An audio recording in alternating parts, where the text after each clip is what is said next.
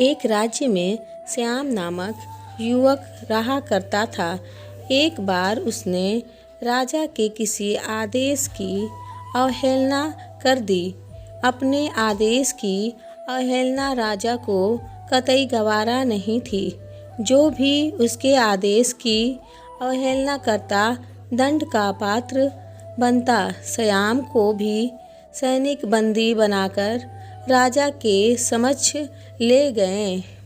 भरे दरबार में राजा ने उसे मृत्युदंड सुनाया।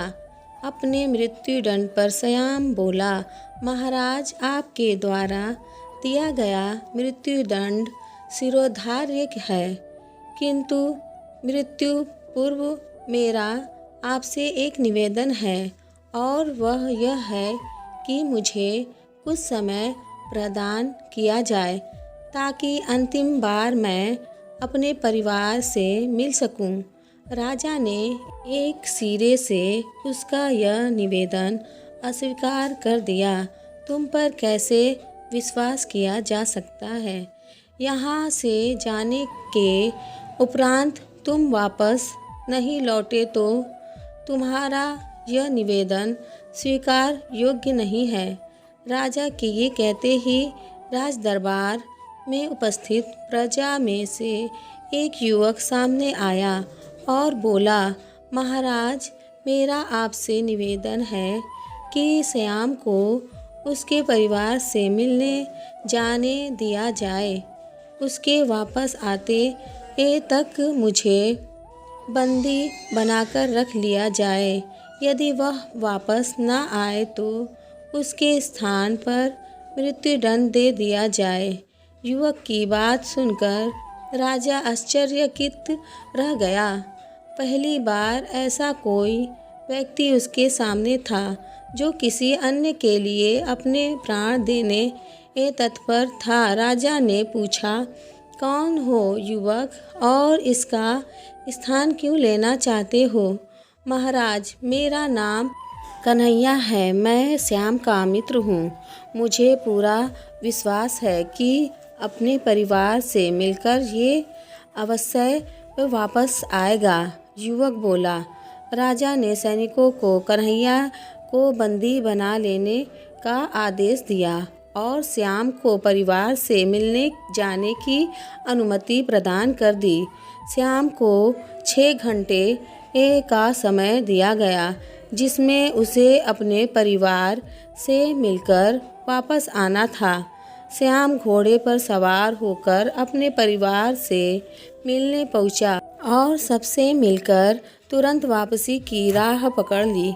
वह समय व्यर्थ नहीं करना चाहता था। समय पर राजा के समक्ष न पहुंचने पर उसके मित्र के प्राण संकट में पड़ सकते थे।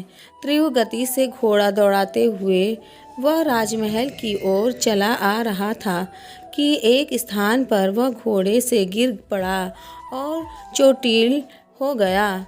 इधर निर्धारित 6 घंटे पूरे हो गए। श्याम राजमहल नहीं पहुंच पाया। इस स्थिति में कन्हैया को मृत्युदंड के लिए तैयार किया जाने लगा। अपने अंतिम समय में कन्हैया ने श्याम का स्मरण किया और आंखें बंद कर ली।